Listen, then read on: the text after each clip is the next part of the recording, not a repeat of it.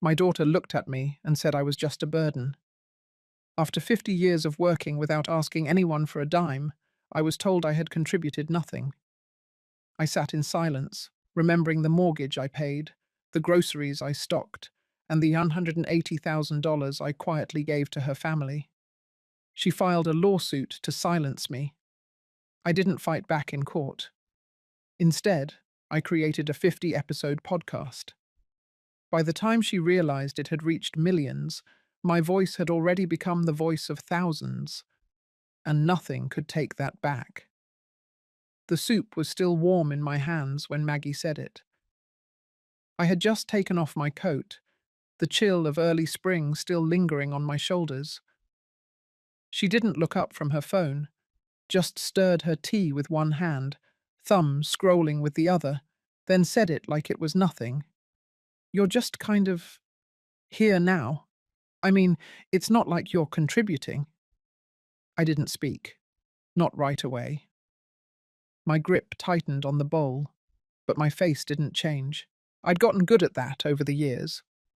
When you raise a child alone and go through cancer twice without telling anyone, you learn how to hold still while your insides twist. Maggie didn't notice. She was already up, pacing through the living room, half listening to a podcast in her earbuds, tossing words over her shoulder like they wouldn't land. "You've done your part, Mum. But now we're raising kids, paying the bills. It's just different now." I sat down at the small breakfast table, the bowl of lentil soup steamed in front of me, the one I'd made earlier that morning from scratch, the way she used to like it when she was little. I looked around the kitchen. Half of what was in that room I'd paid for. Not recently, no. But when Maggie and her husband had to move back in 5 years ago, it was my pension that restocked the pantry and kept the lights on during the long, quiet pandemic months. She had forgotten that. Or maybe she had rewritten it. I didn't remind her, not yet. Instead, I listened. To her voice. To the sound of the house breathing around us. The creak of old wood under her socked feet. The faint hum of the fridge I bought. That night, as I folded laundry in the guest room, now mine, I opened the old savings ledger I still kept in a drawer. 17 entries, each marked quietly: rent support, groceries, new tires, a school fundraiser, a bridge loan when her husband's startup fell through. Added up, it was a little over $180,000 across 15 years. I had never asked for it back, never even mentioned most of it. The next morning, her husband Patrick passed by me on the stairs. Didn't say hello, just a nod. Then I heard the words he said to Maggie as he entered the kitchen. "So when is she going to move out? I mean, it's been long enough, right?" That one hit deeper, not because it was said, but because Maggie didn't respond. She didn't defend me. She just changed the subject. And right then, something in me moved. Quietly. Not anger. Not yet. More like a shift in weight. Like the center of gravity inside me relocated. Later that day, I cleared out the old radio from the garage, blew off dust from the microphone I had used during my years managing the local library's reading circle. I plugged it in, just to see if it still worked. The red light flickered, then glowed steady. I didn't say anything into it that day, but I sat in front of it for a long time.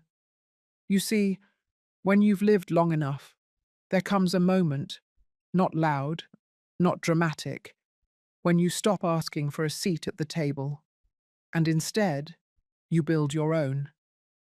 Maggie had called me a burden, but she had no idea who I was before I became her mother, and maybe it was time she learned.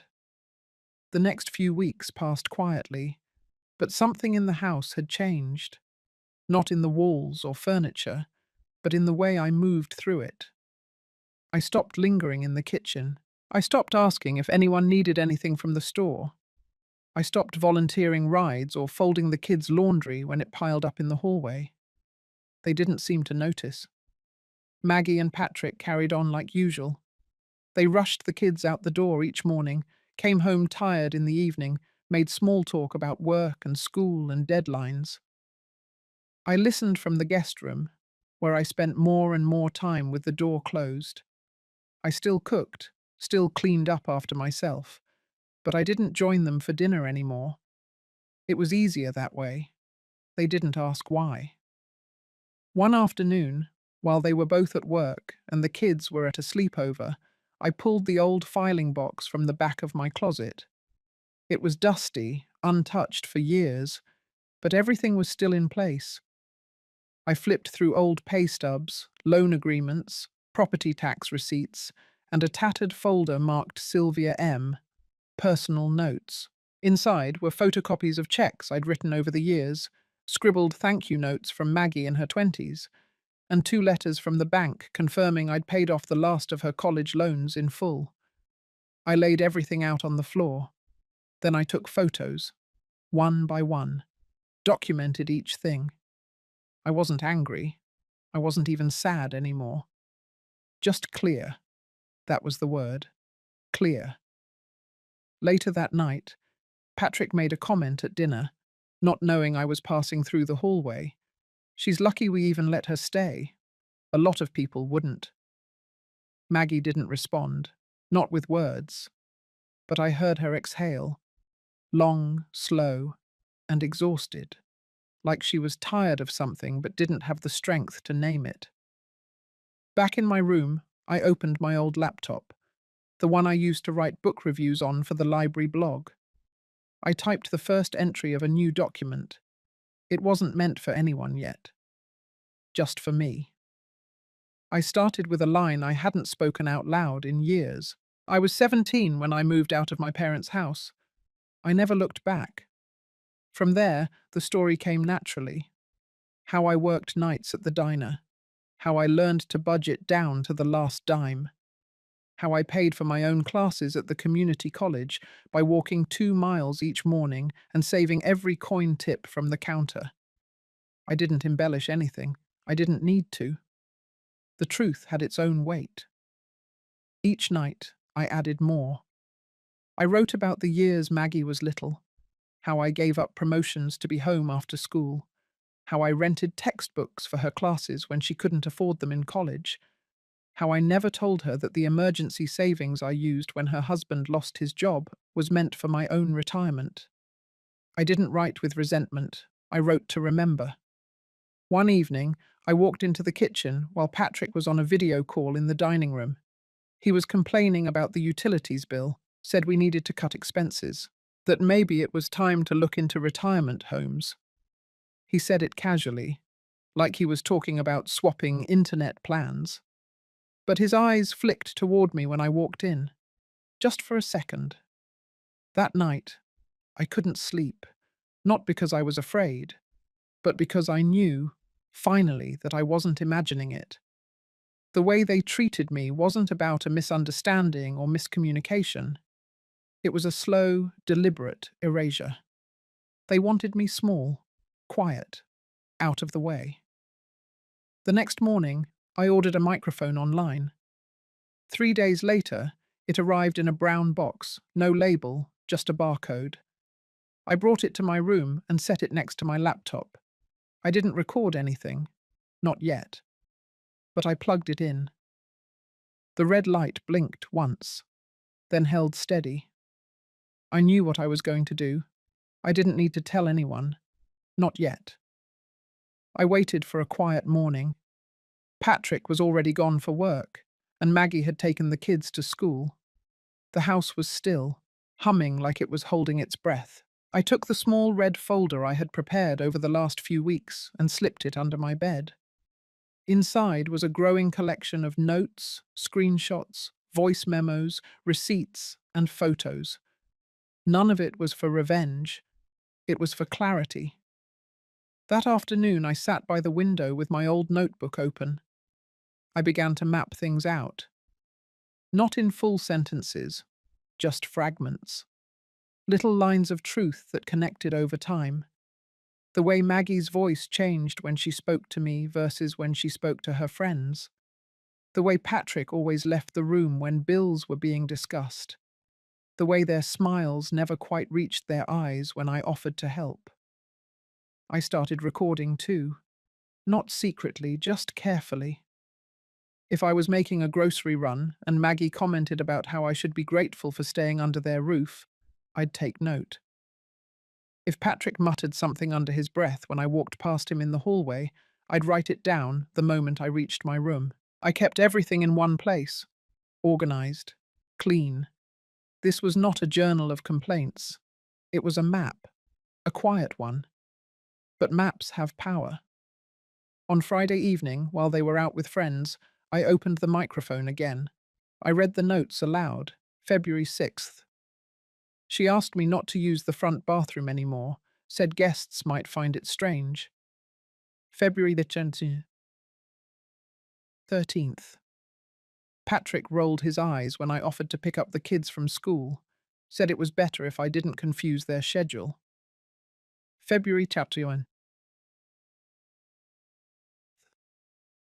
Maggie mentioned a friend of hers whose mother moved into a retirement community, said she was finally living life and not being a burden on her children. The words hit different when spoken out loud. I didn't cry, not because I wasn't hurt, but because crying had become a silent habit long ago. Now I was listening to myself again, and that, in itself, was something. The next day, I opened a new spreadsheet on my laptop. I started with the amount I had contributed during their hard years. Rent, groceries, tuition. I added them all, line by line. I adjusted for inflation where it made sense. By the time I reached the last entry, the total was over $206,000. Next to each amount, I added the date and the reason. I wasn't planning to confront them with it. I just needed to see the math. The truth without emotion. Truth stripped of excuses becomes hard to ignore. Later that week, a package arrived addressed to Maggie. I signed for it at the door. As I turned to leave it on the kitchen counter, the top of the box split open slightly. Inside were glossy brochures, Oak Hill Senior Living. The tagline read, "Life begins at comfort."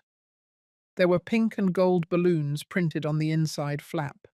Photos of smiling women my age doing watercolor or tending to raised garden beds. It would have been almost sweet if it hadn't felt like a whisper behind my back, a signal not even said out loud. I placed the box exactly where she'd find it.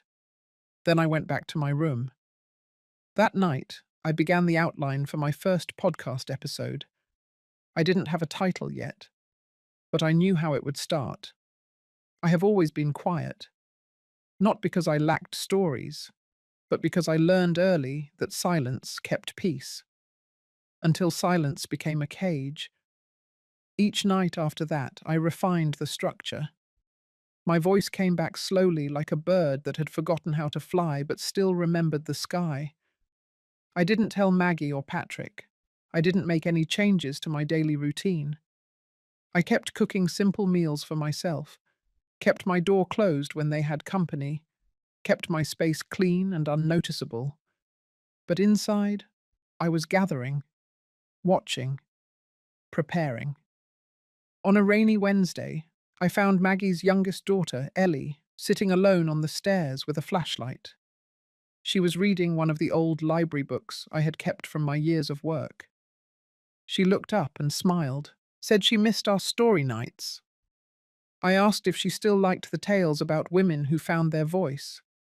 She nodded, and I realized then I wasn't doing all this just for me. I was doing it so that someday Ellie would remember what strength looked like. Not the loud kind, the kind that stays, the kind that builds in silence. When the house was quiet again, I turned on the microphone and spoke. You told me I was invisible, but that's exactly how I made it this far. You didn't see me coming, but I've always been here. That night, I slept with the red folder under my pillow, not out of fear, out of purpose. The living room used to be where we gathered on Sundays. Maggie with her lemon bars, Patrick with his beer, and Ellie always asking to stay up past bedtime. Now it felt like a sterile space where everything had been wiped clean of me. Even the piano I once played sat silent, the keys cold from disuse.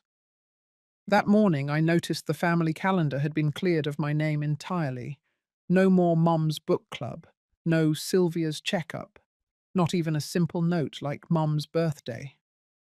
I stood there with a marker in my hand, paused in front of the fridge, realizing that I had been erased in quiet, deliberate strokes.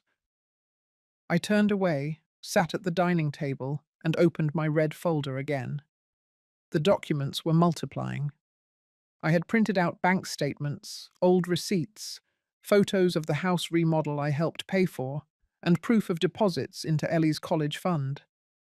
Patrick used to forward me everything for safekeeping. I archived all of it. Now, every page was a breadcrumb I might need to find my way back to myself. That afternoon, Ellie came home from school carrying a science fair flyer and a frown. Maggie had promised to help her build a solar oven. She cancelled at the last minute for a work thing. Ellie dropped the flyer in front of me and walked upstairs. I looked at the flyer, then at the stack of evidence beside me. For a long moment, I did nothing. Then I quietly picked up my laptop and moved to the guest bedroom. I closed the door behind me. That room, once meant for visiting friends, had slowly become my retreat. The floral wallpaper was faded, but the desk was sturdy. I set the laptop down, clicked open a new audio project, and hit record. My voice at first trembled. This is Sylvia Marchant. I am 69 years old, and I am not a burden. I paused. Then I started over. This is Sylvia Marchant, and if you are listening to this, then maybe you've been made to feel small inside your own home. Maybe you've been told you are too much, too expensive, too in the way. I've been called all of that. But today, I want to tell the truth, from the beginning. I spoke slowly, clearly, letting my story unfold like threads pulled from a hem. I told them about working at the Municipal Records Office since I was 17, about saving up for community college at night, about never asking Patrick or Maggie for help, not even when I broke my wrist and kept cooking dinner with my left hand. By the end of the first recording, my hands were steady. My voice didn't shake. I hit save and named the file Episode 1. Over the next days, the podcast became my discipline. I recorded early in the morning while the house was still. I wrote bullet points on napkins, receipts, scraps of paper. I kept everything in a shoebox under the bed. I didn't tell Ellie. Not yet. Not even when she asked why I had so many index cards by the toaster. Patrick was too busy at work. Maggie came and went like wind, sometimes greeting me, other times brushing past like I was furniture. The less they noticed me, the more I built. By the end of that week, I had 7 episodes drafted. In one, I described how I gave up a promotion to stay close when Patrick went through his rebellious 20s. In another, I remembered how Maggie once cried on my shoulder when her mother was sick, and I held her hand for hours, even though she never called me Mom. These weren't accusations. I told my story as it was. No venom, no dramatics, just truth. Then one evening, something changed. I came downstairs and found Maggie on the phone, pacing near the kitchen. She didn't see me. She was laughing in that clipped, performative way she used when speaking with clients. She said, "I'm honestly surprised she's still here. I thought she'd get the message by now. Patrick says it's just a matter of time." I stood there, my feet heavy, the sound of her voice curling into me like smoke. I didn't confront her. Instead, I went back upstairs, pulled out my notebook, and wrote down the words. I printed them out later and tucked the paper into my red folder. That night, I recorded episode 8. It opened with silence. Then, just my voice. There are moments in life when people think you don't hear, when they speak around you, about you, believing you're too old or too soft or too slow to catch the meaning. But I've always listened, and now I am ready to speak. The more I recorded, the more I remembered. About how I used my emergency savings to keep the mortgage going when Patrick lost his job. About how Maggie's boutique was kept afloat during lockdown because I offered to co-sign their loan. About how they said thank you once, maybe twice, and then rewrote the story in their heads. They began calling their success self-made, as if they built it all from nothing, as if I hadn't built the ground beneath them. I didn't cry that week. Not once. I cooked Ellie's favourite pasta on Friday. She smiled, told me I made it better than her mum. I kissed her on the forehead and said I hoped one day she would learn how to make it even better than me. Saturday morning, I uploaded episode 1. I created a private podcast feed, gave it a title, and added a small black and white photo of me at 21, holding Patrick on my hip. The caption read, "The Invisible Backbone." And for the first time in weeks, I slept soundly through the night.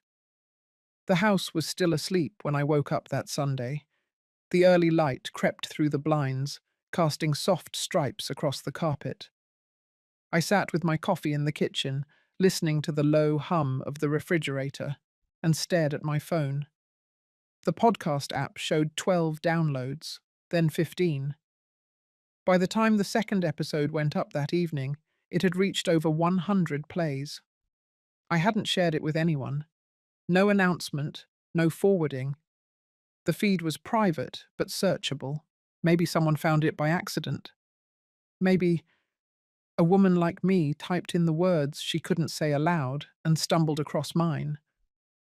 By Wednesday, there were over 600 listeners and 4 emails. I hadn't expected responses. I thought my voice would echo into an empty space, swallowed by the sea of louder, younger, trendier things. But the inbox filled quickly, not just with sympathy, but stories. Women in Iowa, Oregon, even New Jersey. Names I'd never heard, but lives that felt strangely parallel to mine. They wrote things like, "I've been living in the basement of my daughter's house for 3 years. My son's wife calls me by my first name, not grandma. I cashed out my pension to help them buy that house. They never let me forget it." Some sent pictures, old photos of younger versions of themselves, holding babies, standing in front of homes they no longer owned. One woman wrote, "You are saying what we were never allowed to say." I read those words again and again. I didn't feel proud. I felt responsible. This voice I'd kept silent for so long had cracked something open, not just for me, but for others. And I knew now I couldn't turn away from it. I recorded episode 9 that night. It wasn't planned. It wasn't even written. I just sat down, pressed record, and let the truth spill out. That evening, I talked about the ways women my age disappear. Not suddenly, but slowly, a little at a time. How our names vanish from family bills. How people start making decisions around us, never with us. How even the spaces we've cleaned, loved, and protected become rooms we tiptoe through, as if we no longer belong. I talked about the day I stopped buying clothes for myself. The first time Patrick forgot my birthday. The time Maggie introduced me at a neighborhood barbecue as someone who helps around the house. Not her mother-in-law, not Sylvia, just someone. By the time I hit stop, my hands were trembling. Then came Friday. Ellie came home from school with a new drawing in her backpack. It was a family tree. She proudly laid it out on the table, pointing to each branch. Her father, her mother, her grandmother on Maggie's side. Then, on Patrick's side, only one box, labelled Dad's Family. My name was not on it. I didn't cry. I simply picked it up and smiled at her. She said the teacher told them to only write people they lived with. I told her she did it right. That night, I recorded episode 10, and I started it like this. Even your own name can be erased if you let them hold the pen too long. By Saturday, the number of listeners had grown to over 5,000. I started getting messages from daughters and sons, too. Some angry, some ashamed. One young man wrote, "I didn't realize how cruel we were being. I asked my mum to move back in." But something else happened that weekend. I was sitting at the dining table, sorting through old tax files, when Maggie came in holding her phone. She asked if I had a podcast. I said yes. She didn't raise her voice. She didn't throw insults. She simply turned her phone to show a clip. It was my voice, from episode 6, talking about the loan I co-signed for them. She said she didn't remember asking for that Patrick had never told her, that I was making her look bad in front of her clients. I told her the podcast was not about her. She said that didn't matter. People were assuming. People were guessing. Then she asked if I could stop, just for a while, until things calmed down. I said I couldn't. She left the room without another word. That night I stayed up late reviewing the podcast's legal terms. I made sure I hadn't used real names. I hadn't. I changed Maggie to someone close. I adjusted a few dates, but the truth remained intact. And then for the first time, I added a donation link. Not for me. I called it the Quiet Women Fund, a small pool of money for elderly women who needed a flight, a deposit, a mattress, something to get them back on their feet. The first donation came in within 2 hours, $50, then 10, then 100. By Sunday, I had 6 emails from women asking for help. 3 of them needed groceries, 1 needed a bus ticket, 1 just wanted someone to call. I called her. Her name was Laverne. She was 73 and living in the back of her nephew's RV. She said she didn't have anything to offer me, but she thanked me for being brave. I told her she was the brave one. That Monday, I sat down to record again. But this time, I didn't start with pain. I started with possibility. It was early morning when I received the first voice message from someone I didn't know. Her name was Ruth. Her voice cracked halfway through the first sentence. She said she had been married for 42 years and had never told anyone what her husband had taken from her. By the end of that day, I had 47 unread messages. I never thought my voice, quiet as it was, would become a thread that pulled so many invisible hands out of the dark. They weren't looking for attention. They weren't chasing outrage. They just needed someone else to say it first. I listened to every message. I read every email. And I cried, quietly, the way women like me were raised to do. When I recorded the next episode, I didn't script anything. I simply sat down with a cup of tea and spoke. I said, "Sometimes strength doesn't look like fire. Sometimes it looks like staying, surviving, swallowing the words because you don't want your children to feel ashamed of where they came from." After that episode went live, a journalist from a small local station reached out. She'd heard the show. She wanted to do a short segment about older women using podcasts to reclaim their voices. I almost said no, not because I was afraid. I was tired. But something about the way she spoke, calm, respectful, made me pause. So I agreed. On one condition: no real names, no addresses, no personal photos. She said that was fine. They filmed it in the library downtown. I wore my old blue cardigan. The lighting was harsh, and I blinked too much, but my voice held steady. I talked about how being needed and being loved are not always the same thing, and how sometimes silence is more damaging than cruelty. The segment aired 3 nights later. Patrick didn't say a word, but Maggie did. She watched it in the kitchen on her tablet while Ellie was at school. She said it was manipulative, that I was milking sympathy. I didn't argue. I only said, if telling the truth makes someone uncomfortable, maybe they were too comfortable in the lie. She called me cruel. I just went back to folding the towels. The next morning, my bank app pinged. It was a donation notification, then another, then 5 more. The Quiet Women Fund had reached $2,800 in just 3 days. I began working with a retired social worker named Elaine. She'd been following the podcast and offered to help vet requests. She said she'd worked in shelters for decades and knew how to spot what was real. I trusted her instantly.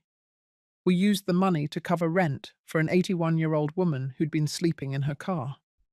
Another portion went to a woman in Arizona who needed a dental procedure she'd been putting off for 5 years. But something was shifting inside my own home. Maggie started speaking to me only when necessary.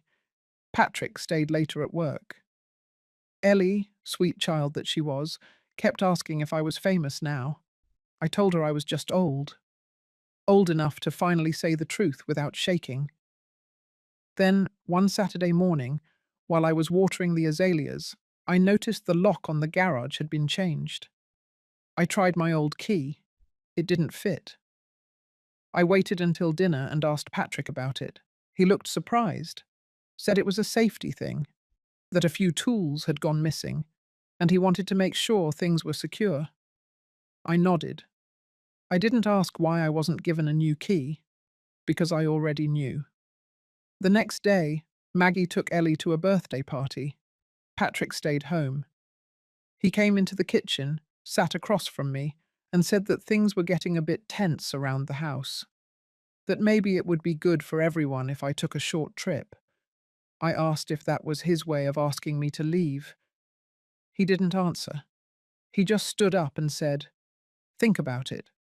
A little break might do you some good." That night, I recorded again. I didn't mention names. I didn't even describe the conversation. I just said this.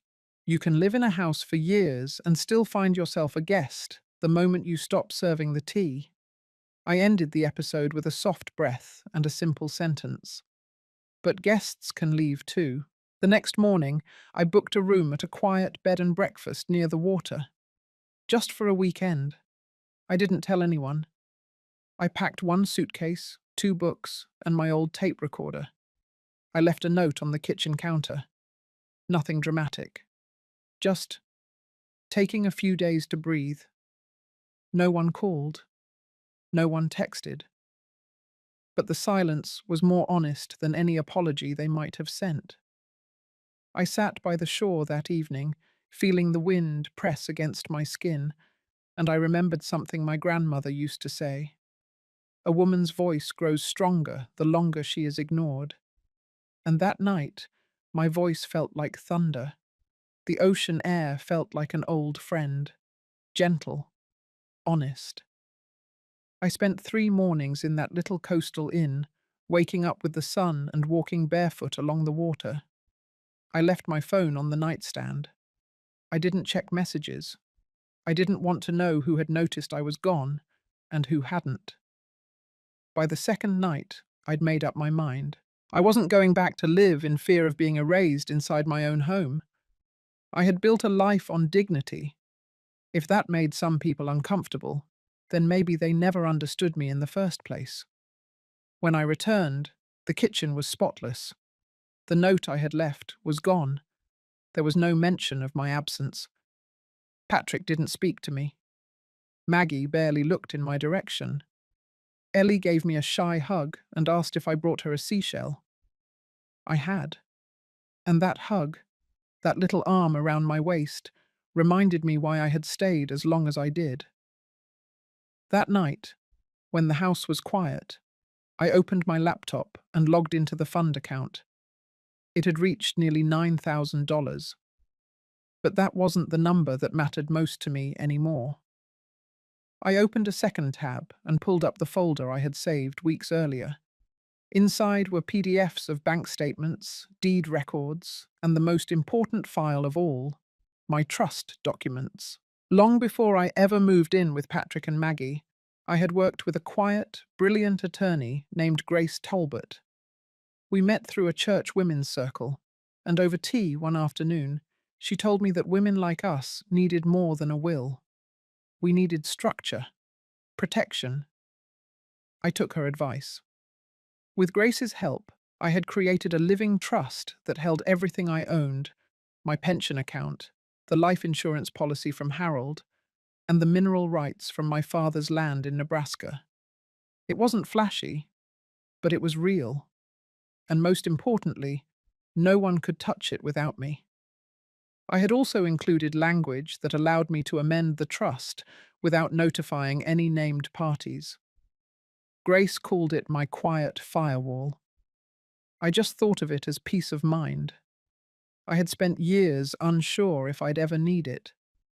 But now, with the look in Patrick's eyes growing colder each week, I knew exactly why Grace had insisted I be ready. I drafted an update that night. The new version included a grant to the Quiet Women Fund. A full 60% of my assets would go directly into the foundation upon my passing. The rest would be split between 3 community programs: an adult literacy initiative, a senior housing cooperative, and a mobile legal aid clinic for women over 60. Patrick and Maggie were no longer named in the document. It wasn't revenge, it was protection of the life I had lived, of the people I wanted to help, of the dignity I refused to surrender. The next morning, I took a walk to the downtown post office and mailed the amendment to Grace. Certified and tracked. I made sure of it.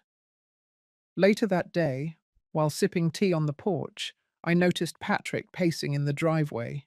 He was holding a piece of paper, talking fast on the phone. From where I sat, I could hear only fragments. Something about the deed, about refinancing. He slammed the car door and drove off. That evening, Maggie asked if I had been messing around with anything legal. I told her no lies. I said I was taking steps to ensure the rest of my years meant something. She scoffed, told me I was making things harder than they needed to be. I didn't respond. I was done explaining myself. The house felt colder that night. I wore socks to bed and left the nightlight on. Not out of fear, but because I needed to see clearly. The next morning, Patrick dropped a manila envelope in front of me during breakfast. Inside were papers from a realtor, a listing agreement. The house was going up for sale. He said they needed space, that the city felt cramped, that it was time for a new chapter. I nodded. Then I told him I'd be moving out before the end of the week. Maggie looked shocked. Patrick asked where I'd go. I told them the truth. I had signed a 6-month lease at the little coastal inn. The owner, a widow herself, had offered me a long-term rate after I told her about the podcast. I'd have my own kitchenette, a small garden space, and, best of all, quiet. They didn't believe me. So I packed my bags that afternoon. I left behind nothing but the echo of my footsteps down the hall. Ellie cried when I hugged her goodbye. I kissed her cheek and whispered to her that truth is never something to fear. When I closed the front door for the last time, I didn't feel sad. I felt empty, in a good way, like a room after the clutter is cleared, like air after a storm. Back at the inn, I unpacked slowly, set up my mic, plugged in the recorder. That night, I spoke not as someone broken, but as someone who had finally gathered every scattered piece of herself. And in the quiet that followed, I realized something. I was no longer afraid of being invisible, because this time I had made myself seen. 3 weeks passed. At the inn, life found a rhythm I didn't know I'd been craving. I walked to the pier every morning. I brewed coffee slowly, read the newspaper cover to cover, and recorded episodes for the podcast in the hush of the afternoon. Each time I sat behind the mic, I wasn't just talking to strangers, I was reclaiming the sound of my own voice, one story at a time. But silence, like glass, can shatter. It was a Thursday, grey sky, soft wind. I had just finished editing a story from a retired nurse in Wisconsin when I noticed the blinking light on my phone. 2 missed calls from a number I didn't recognize, and 1 voicemail. It was Ellie. Her voice was tiny, like she was whispering in a closet. "Grandma," she said, "Daddy says you're not allowed to talk to me anymore. Mummy said you did something bad, but I know you didn't. I just wanted to tell you that I miss you." The message ended with a sniffle. I sat perfectly still for a full minute, then played it again and again. Then I called Grace. She picked up on the second ring. I told her what I'd heard. I told her about the realtor papers. I told her that Patrick and Maggie were trying to scrub me out of Ellie's world. Grace was quiet for a moment, then said, "Sylvia, I think it's time." Time for what? I already knew. We had talked about it once before, in passing. An option that would turn private heartbreak into public clarity. I told her to proceed. By Monday morning, the notice was filed. 3 days later, Maggie showed up at the inn. She didn't knock, just barged into the courtyard while I was trimming the potted herbs. She looked different, exhausted, makeup smeared. Her voice was sharp, but not steady.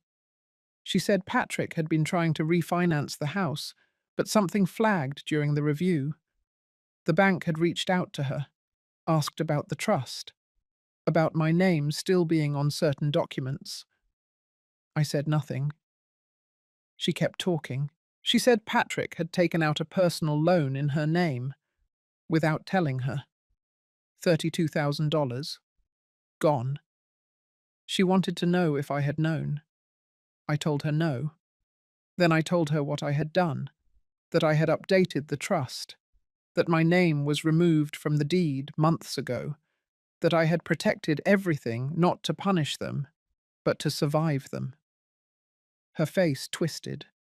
She called me selfish, cold, said I was turning her daughter against her. I didn't flinch. I reminded her that I had spent years holding my tongue so Ellie could grow up in peace, that I had accepted small cruelties in silence, but not anymore. She left without saying goodbye. 2 nights later, Patrick called. I let it ring. Then the texts came, one after another.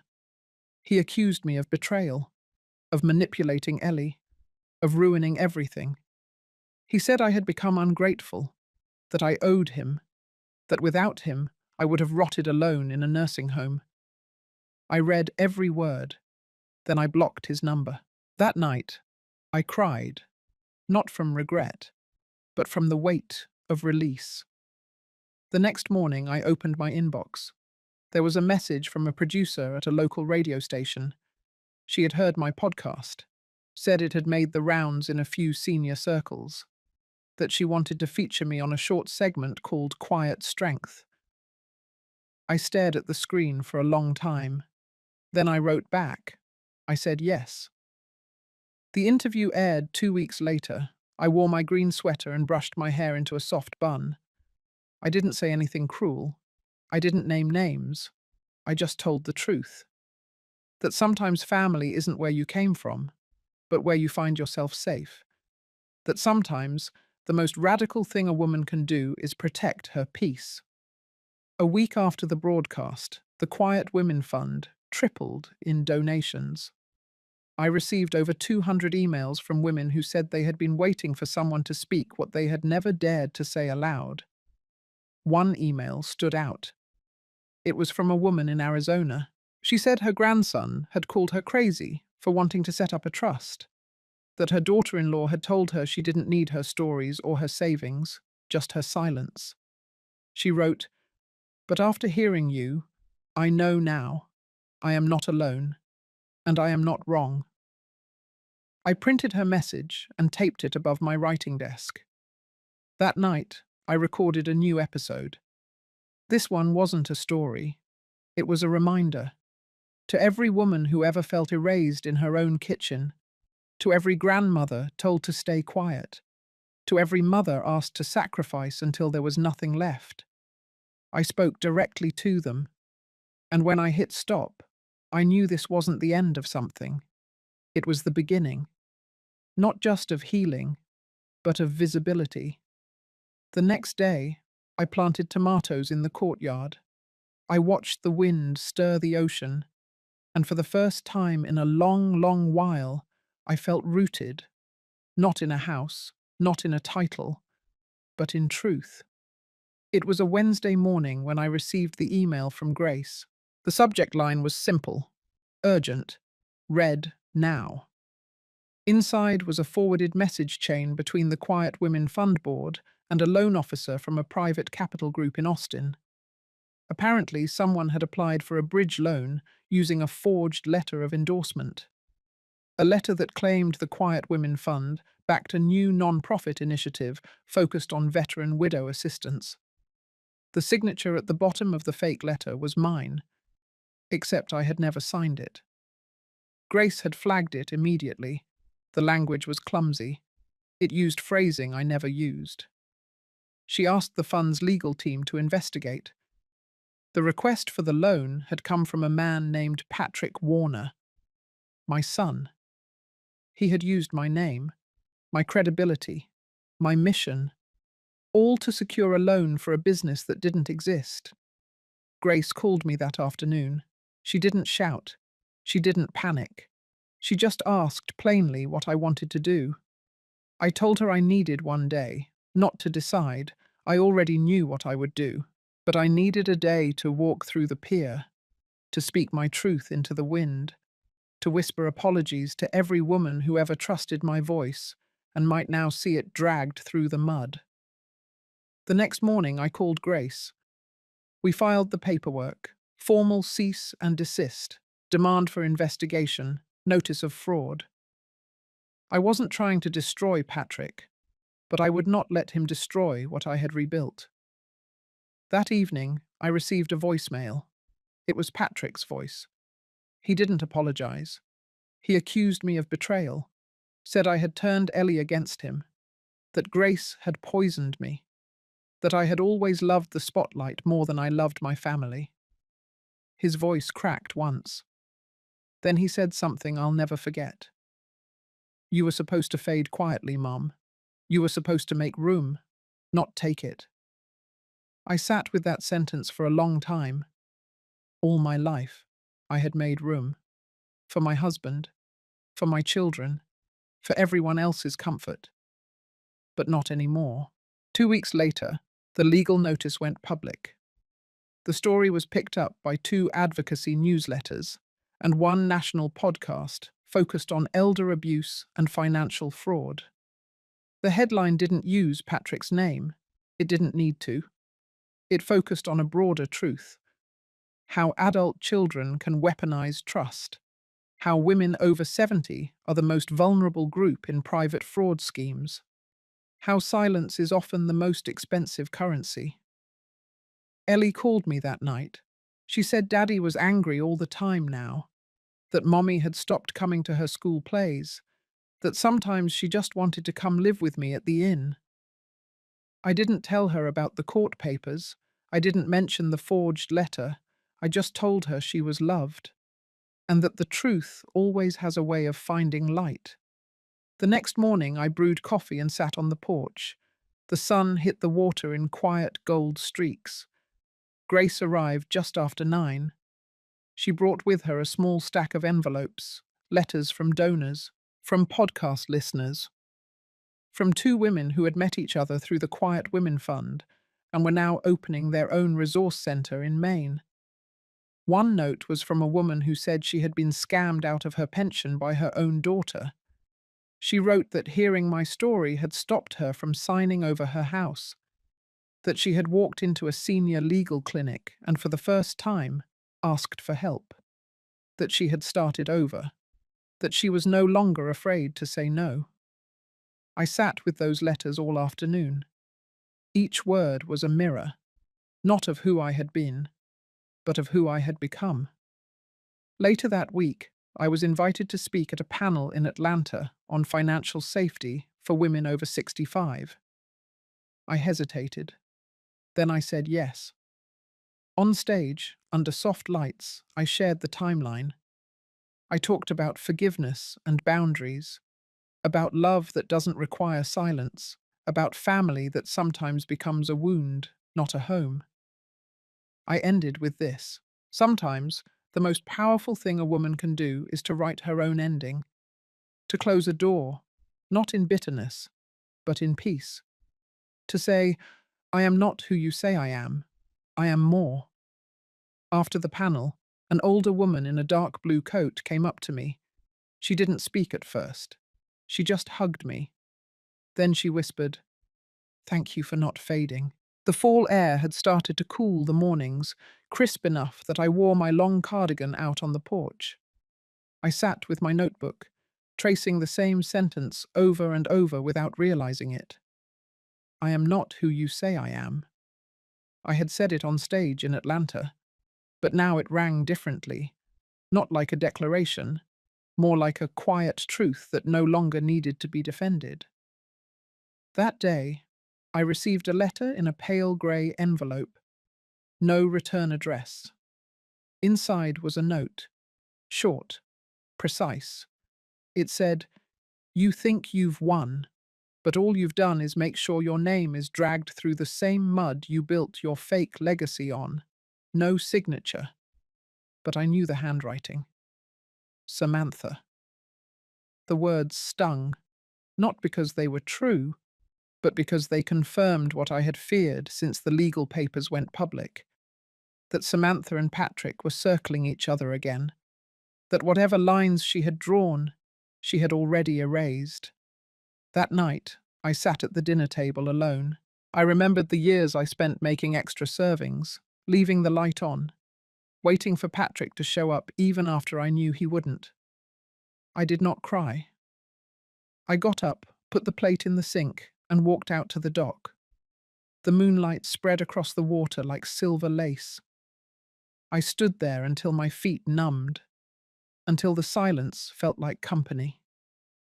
The next morning, Grace brought news. The Quiet Women Fund had been awarded a discretionary grant from a large foundation. It was enough to expand into 2 new states, enough to hire staff full-time, enough to launch the curriculum we'd been designing for rural community centers. She smiled when she told me, but I could see the hesitation in her eyes. She was worried about the media blowback, that Samantha or someone in Patrick's circle would twist the press. I told her to move forward anyway. If I had learned anything in the last year, it was this. Standing still to avoid being judged is just another kind of silence. The press did come. A tabloid ran a small piece about me. It misquoted several facts. It suggested the foundation was using pity for profit. It featured a blurry photo of me at the courthouse steps. Grace wanted to issue a rebuttal. I told her not to. Instead, I made a quiet post on the foundation's blog. It was titled, "What Legacy Means When No One's Watching." I didn't name names. I just spoke about resilience, about what it means to start over in your 70s, about how integrity is not loud, but it is steady. The post was shared over 10,000 times in 3 days. And then, the unexpected happened. Ellie showed up at the inn. She wasn't alone. She was with her father. Patrick looked thinner than I remembered. Not physically frail, but diminished.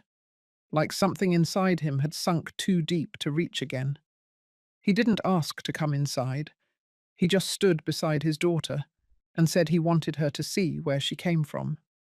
Then he left. Ellie stayed. She walked through the guest rooms, asked about the herb garden, asked if I still used the big copper kettle for soup. We sat on the porch swing, and she rested her head on my shoulder the way she did when she was 5. She said, "Mommy told me you don't forgive people who lie." I told her, "I forgive people who stop lying." That night, I tucked her into the guest room, and when I closed the door, I felt something unspoken settle inside me. Not closure, but clarity. The next morning, I opened the letter I had been keeping sealed for 3 weeks. It was from the foundation director who had sponsored the grant. He said they were inspired by my courage, that they believed older women were the cornerstone of healthy communities, that the future of safety and education belonged in the hands of women who had survived more than they had ever spoken aloud. There was an invitation at the bottom of the page. Would I consider serving as an advisor on the foundation's board? I folded the letter slowly. I didn't smile. I just breathed. After breakfast, I walked Ellie through the pier again. She asked if the birds always flew that low. I said no, only when they trust the water. That afternoon, Patrick came to pick her up. He didn't say thank you, but he didn't look away either. And that was enough, not for reconciliation, but for truth. That night, I sat at the same kitchen table. I didn't set 2 places, but I didn't feel alone. There is a certain kind of peace that comes when the storm doesn't pass, but you learn to live with the rain. That was the peace I felt. I was no longer fighting to be seen. I was simply living without hiding. And in that quiet, something like strength took root again. By late October, the air had shifted, not just in temperature, but in weight. The days had grown shorter, and the early sunsets painted everything in soft gold and quiet blue. The inn felt fuller, warmer somehow, even when it was empty. I moved slower, but not from age, from a calm I hadn't known in years. I received an email that morning from Grace. She had just wrapped a workshop in Tennessee and attached a picture. A room of women, most older than me, sitting in folding chairs, listening with eyes that understood too much. She wrote, "They don't just come for safety, they come for language, for names for what they lived through." I stared at the photo longer than I meant to. It reminded me of a time, decades ago, when I didn't have the words either, only the ache. Later that day, I sat down with my attorney. I had been avoiding this meeting, but it was time. The trust papers were ready. I had decided to restructure the ownership of the inn, not to protect it from others, but to free myself from the fear of losing it. The property would go to a collective non-profit board upon my passing, not to Patrick, not to Samantha, not even to Ellie. She would inherit other things, of course, personal things, but not this house, not the land. This space was built from the soil of my survival. It had to outlive me as something more than inheritance. It had to become intention. The attorney looked over the signatures carefully and asked if I wanted to notify my son. I shook my head. Let the silence say what words could not. That evening, a woman named Florence checked into room 6. She looked exhausted, carried no luggage, only a purse and a canvas tote. I noticed a bruise on her forearm but said nothing. I offered her warm cider, and she nodded. We sat on the porch as the sun dipped below the trees. She didn't speak much, just watched the light shift across the lake. When she finally did speak, it was soft, almost casual. She said she had been living in her car for 2 weeks, said her son had gotten into trouble, and she was the one left to clean up the mess. Not with money, but with silence. She said she found the Quiet Women Fund online by accident. Then she looked at me and asked if this place was real. I told her it was. I said it wasn't a shelter, but it was a beginning. She nodded again. I showed her the kitchen, the extra toiletries, the garden behind the kitchen where the rosemary always grew wild. She didn't cry, and I didn't make her. That was the rule here. We don't rescue. We don't fix. We just witness. I slept better that night than I had in weeks. In the morning, Florence helped me bring in the porch chairs. Then she asked if she could stay on to help clean rooms, just for a few days. I said yes, not because I needed the help, but because she needed to be needed. 2 days later, I got a phone call from Ellie. She said she had a school project about women who made a difference. She wanted to interview me. I told her I wasn't anyone special. She said, "You taught me to say no." That afternoon, she arrived with her school notebook and pink pen. We sat at the kitchen table, just like we had when she was a toddler coloring shapes while I baked bread.